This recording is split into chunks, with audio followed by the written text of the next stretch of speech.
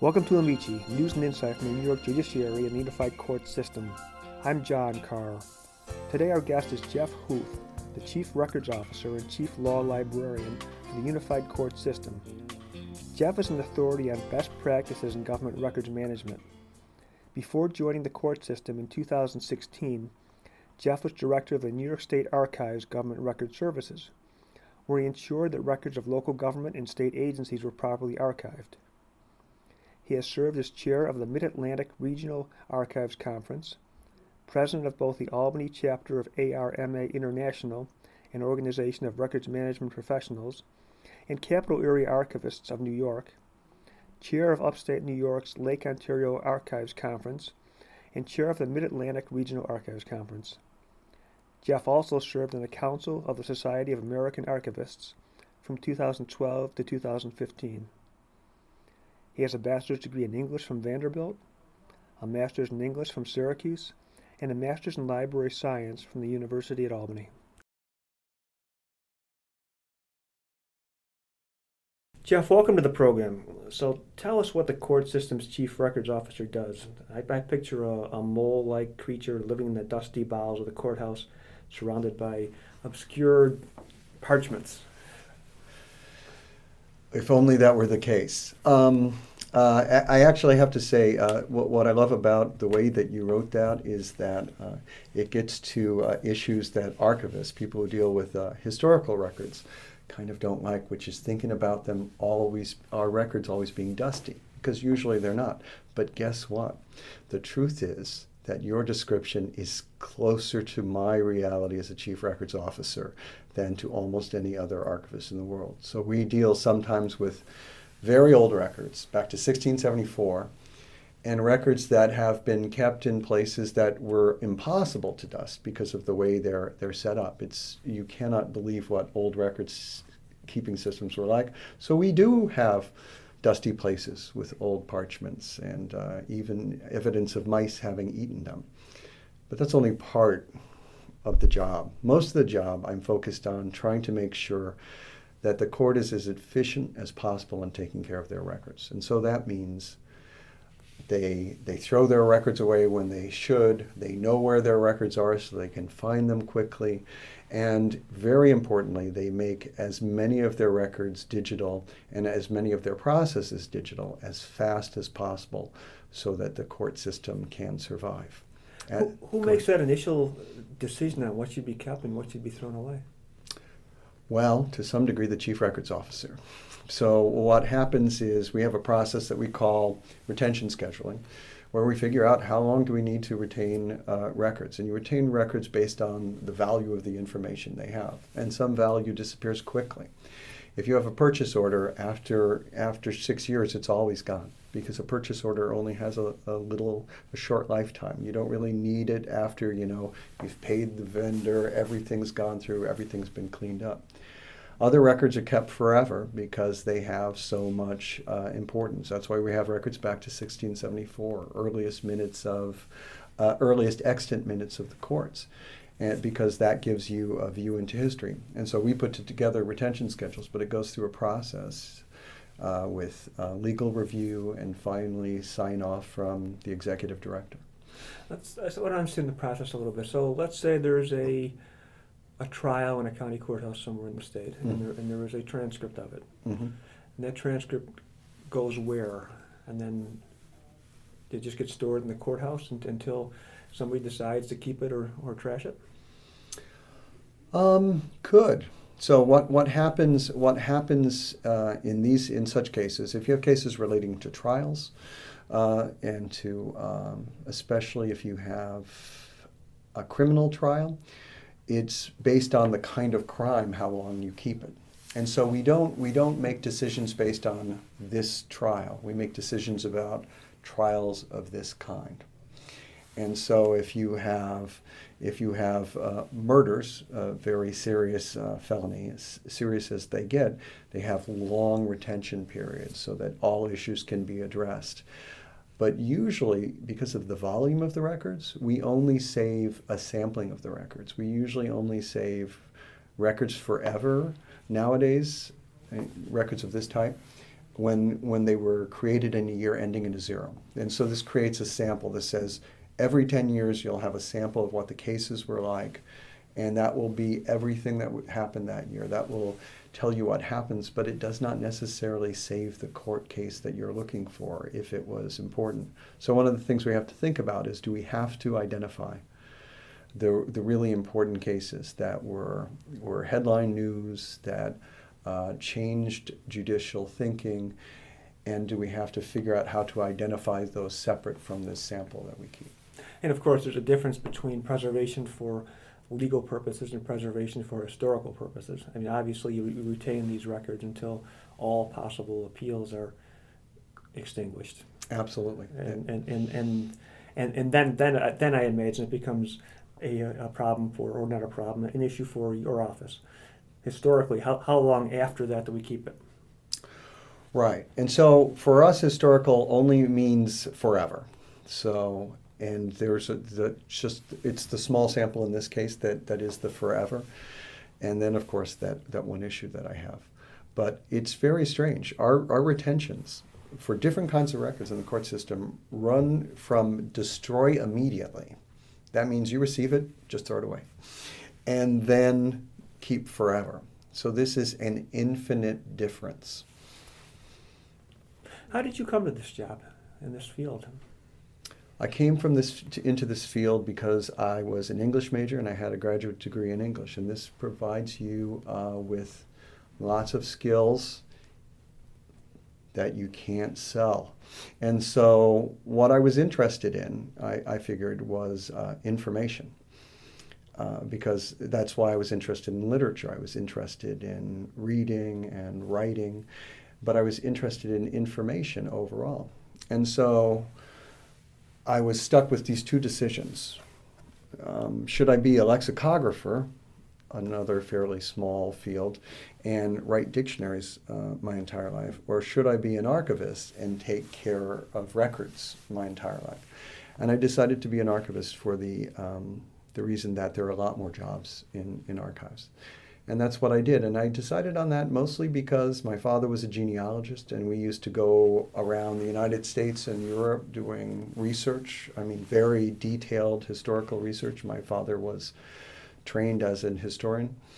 And then what I did was I kept seeing that people in these small churches and these small towns in France were never taking care of the records well. They would open up this cabinet, and there'd be a bunch of piled up old books from the 17 and 1800s. And I thought, there must be a job where you can help people take care of these things.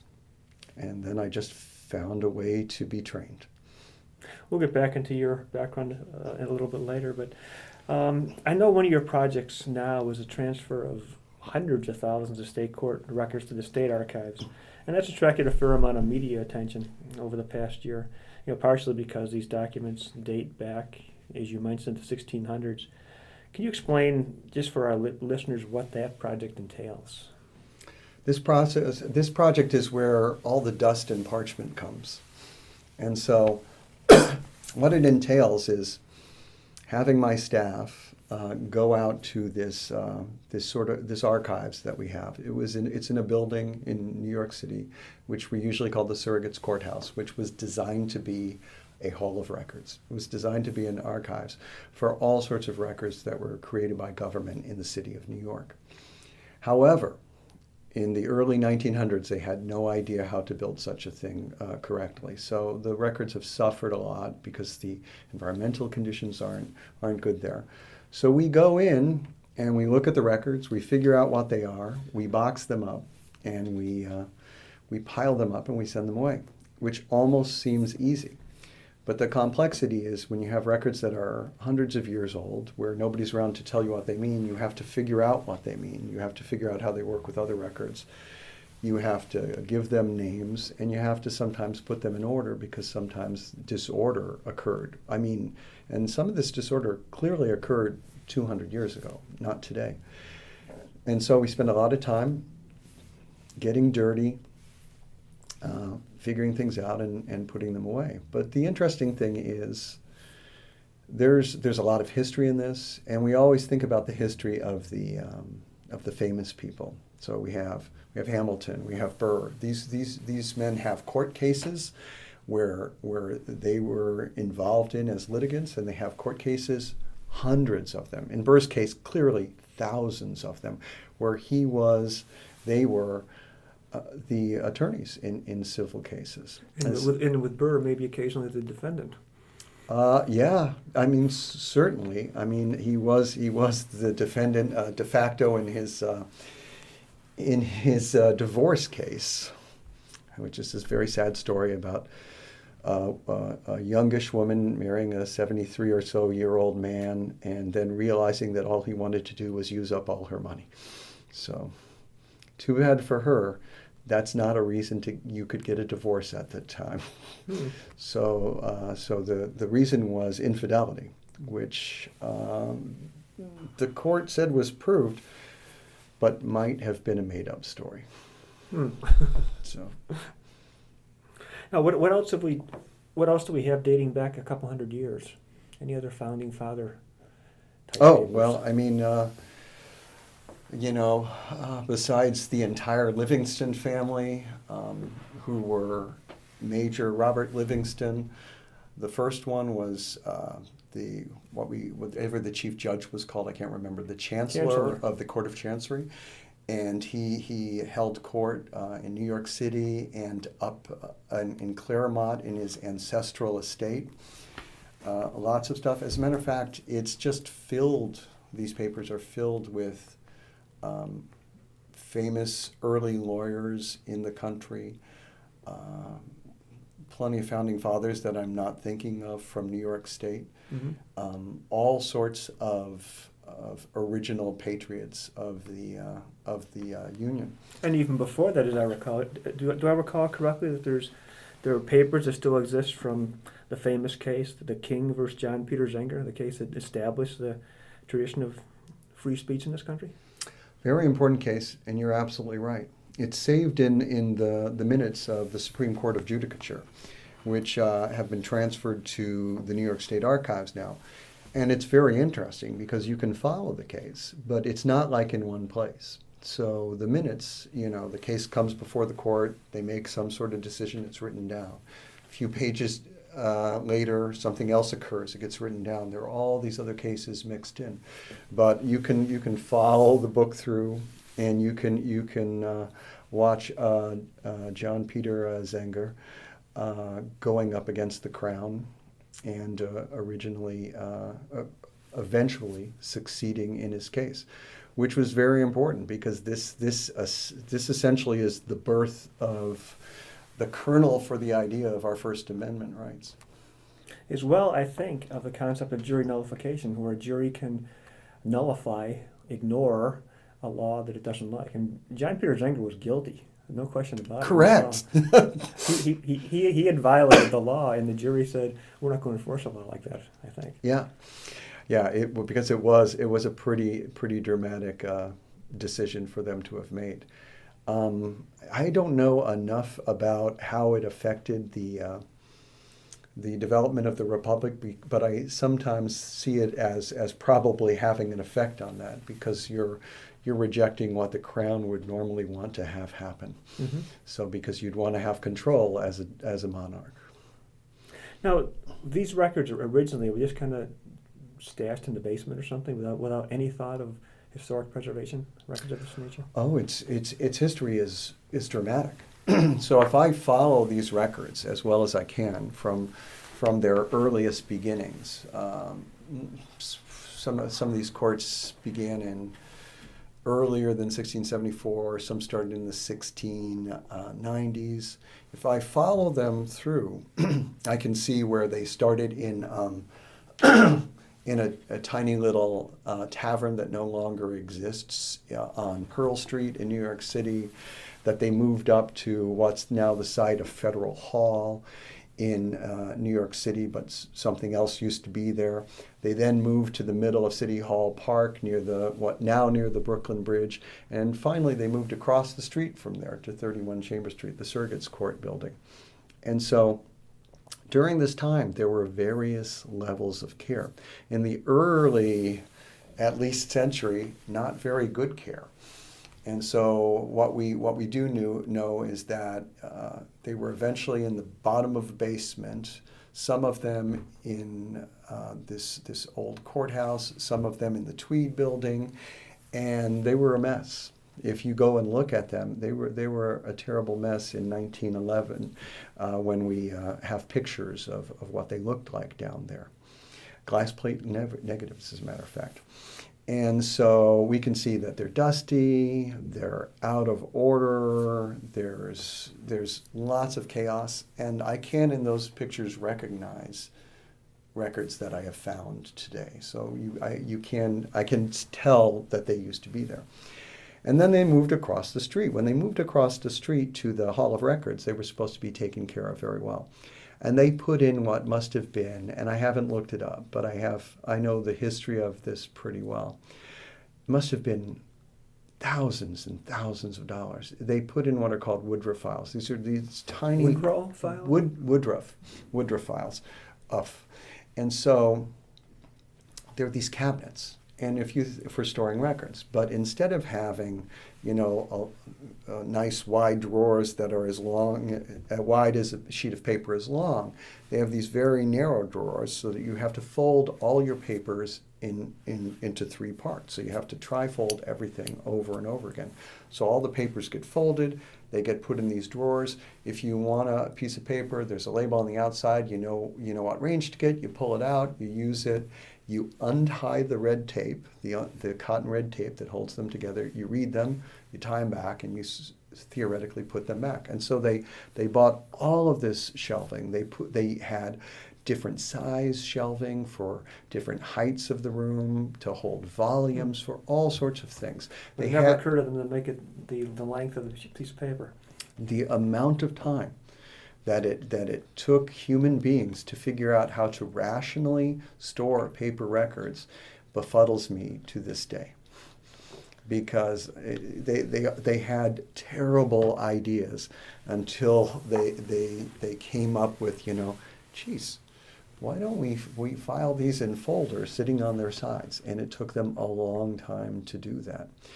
And so they got stuck in all of these things, but then tons of work occurred, at least from that time in 1911 when all the records moved over until at least 1942, they were doing tons of work. They had bookbinders rebinding the books. They had people taking the records and putting them into order, sometimes by eradicating the order that they were originally in and sort of causing chaos, sometimes by taking two different kinds of records and putting them together, or records from different courts together. So they did lots of weird things, but they were trying to care for them. They did enormous amounts of indexing so that we could, if you know a plaintiff's name, we can almost always find the papers that it was related to. There are hundreds and hundreds of thousands of cards telling us where all these things are. And so they did tons of work. But the problem is that if I look through this body of papers, which tells me a lot about the history of the court system and its record keeping, what I can see, it's the evidence that's left behind by the original court clerks and by these later custodians. What I can see is that the court system is constantly, always, forever, from day one, overwhelmed by paper, unable to manage it, barely getting by. And it is still that process today. We are still struggling with how to manage the paper that we have. So people were always trying. It's just that the process was so big they couldn't do it. Their resources in terms of space, in this case, just weren't adequate in order to make it easy to do. So that dusting, if they wanted to dust that place, it would take them months to dust it once.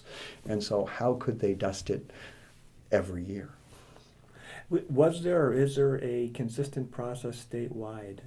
For instance, is the way that records are handled in Chautauqua County the same as they're handled in Ontario County, the same that they're handled in Bronx County?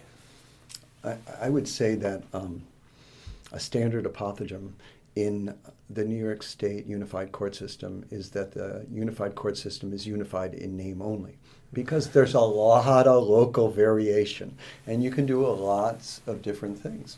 For instance, if you go from... And these records date back way, way before there was even the illusion of a unified court system. Correct. The unified court system only dates to the late 70s, I believe. Yeah, 1977. So before that, most courts were local government entities.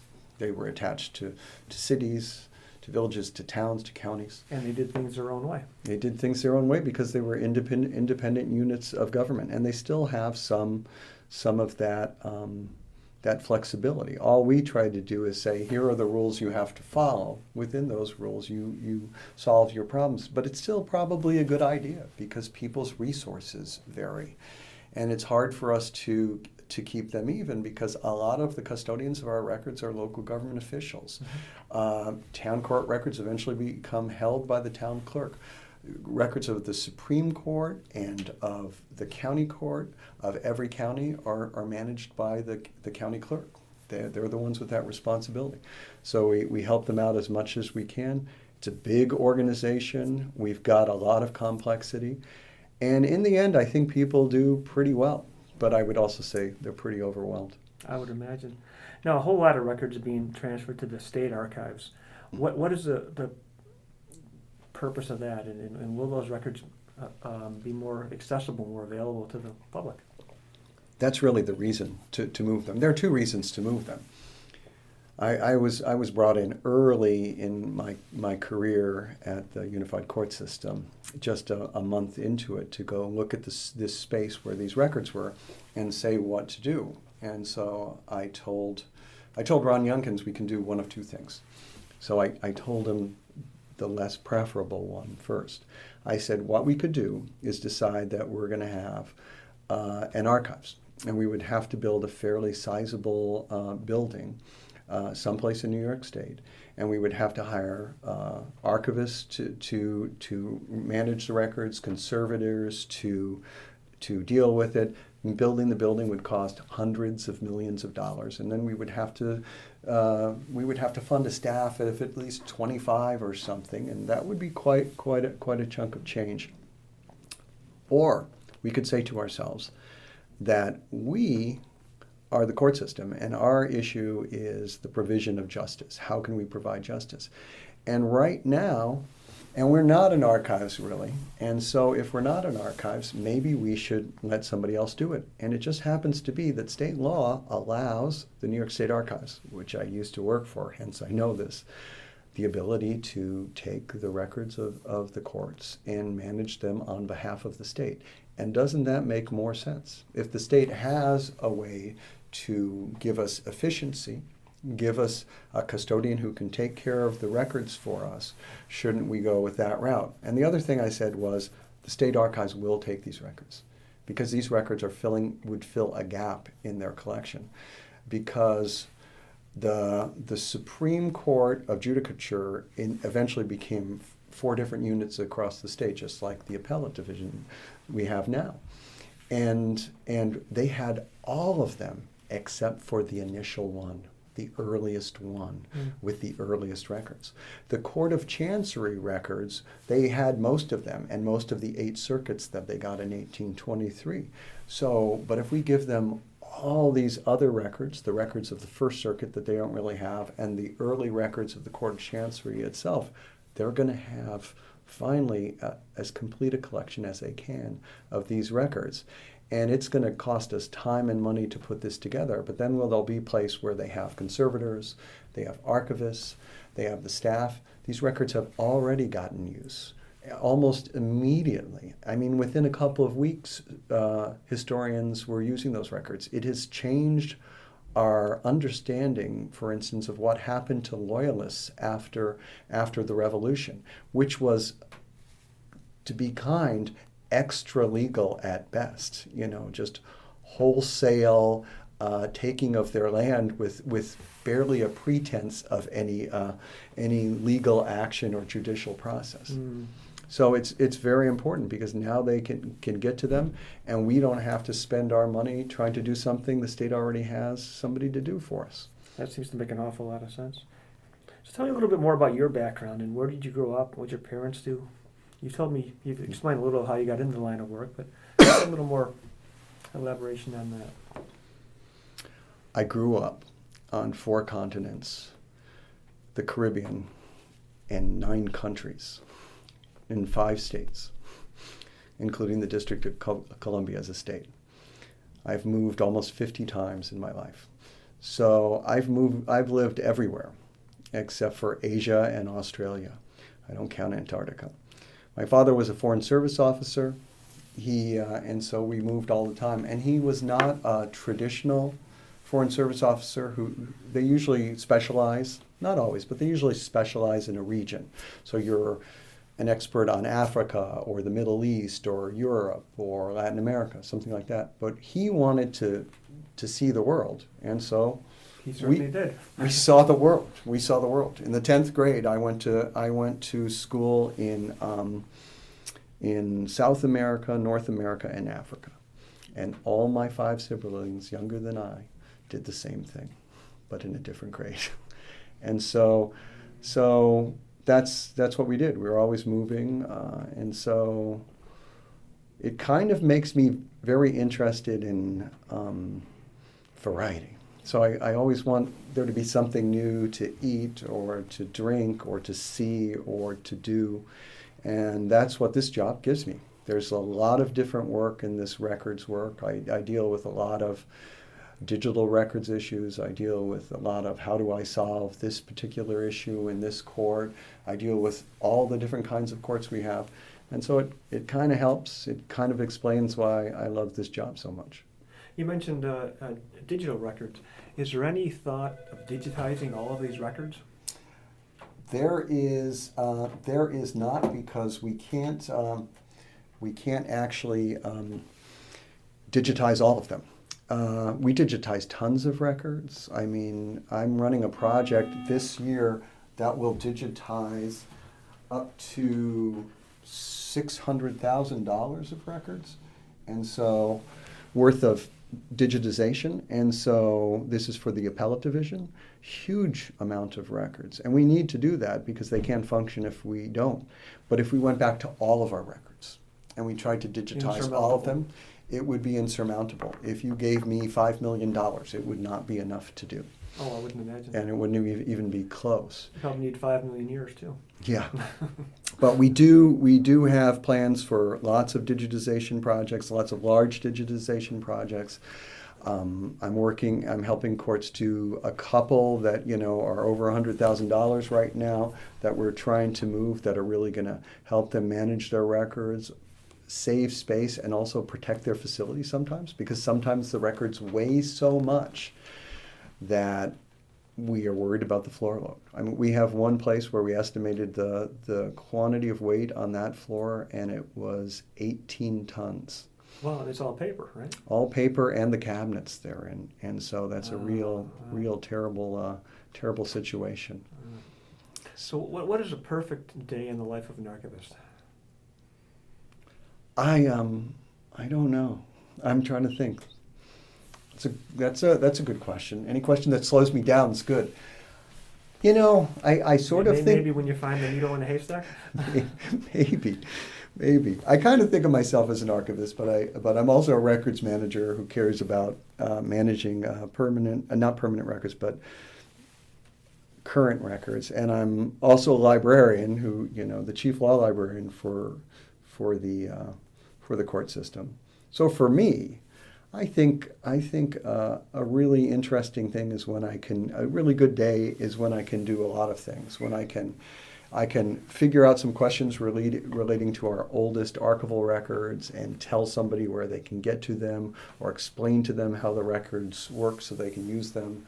Where I can figure out how to get us exactly the information digital legal information we need so our courts can operate.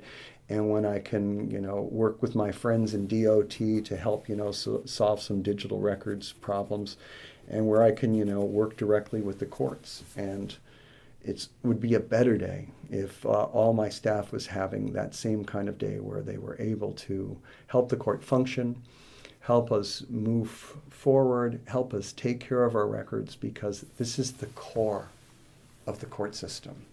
The core of the court system is records. That says everything we do, that says why we do it. That's where we document our most important decisions and our least important as well.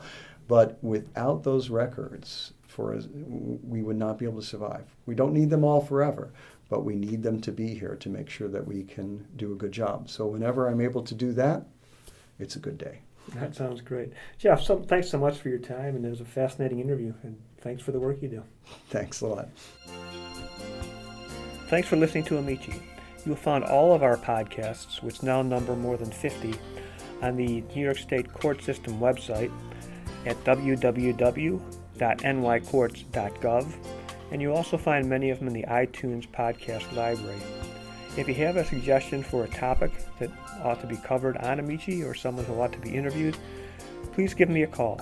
I'm John Carr, and I'm at 518-453-8669, or send me a note at jcaher@nycourts.gov. In the meantime, stay tuned.